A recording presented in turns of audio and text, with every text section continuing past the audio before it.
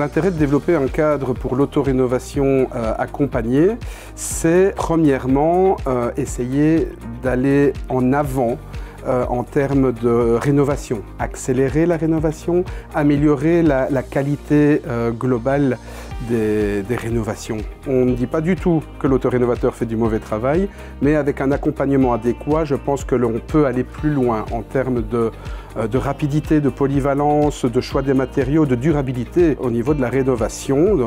Peu importe le poste, il y a énormément de travaux possibles. C'est ce que va étudier le projet, cibler quand même des travaux particuliers, proposer différentes formes d'accompagnement et aussi sur le côté, donc on a vraiment deux volets, l'autorénovateur et l'entrepreneur, développer une formation pour les entrepreneurs qui va leur permettre d'accompagner les autorénovateurs dans leurs projets. L'intérêt pour le citoyen, c'est d'avoir des réponses à ces problématiques de chantier, des réponses sérieuses qui respectent les normes pour avoir des renseignements et des validations techniques de la part des entrepreneurs.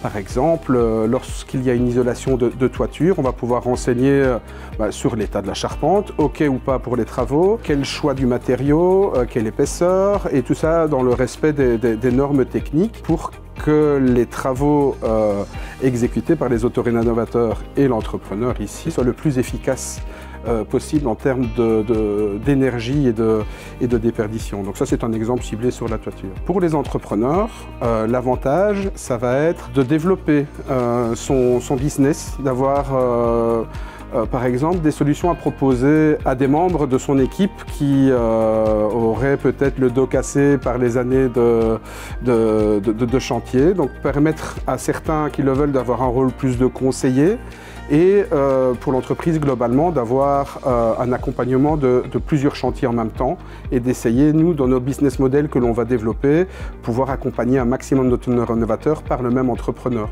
Et donc on va jouer sur l'efficacité, la transmission des informations, des tutos vidéo aussi, toute une valise d'outils qui seront utiles à l'entrepreneur et à l'autorénovateur. Les premiers enseignements de cette étude, en tout cas du côté des autorénovateurs, c'est qu'il y a un réel besoin d'accompagnement tant en termes d'information, d'accompagnement de début de chantier, que de soutien ponctuel aussi pendant l'exécution des travaux. Donc ça, il y a une réelle demande. Du côté des entrepreneurs, on est toujours en train d'étudier, mais il y a cette volonté d'évoluer, de changer l'existant pour pouvoir répondre à des nouvelles contraintes. Je ne dis pas que tous les entrepreneurs sont favorables à se développer vers l'accompagnement à l'autorénovation, mais il y en a une bonne partie en tout cas.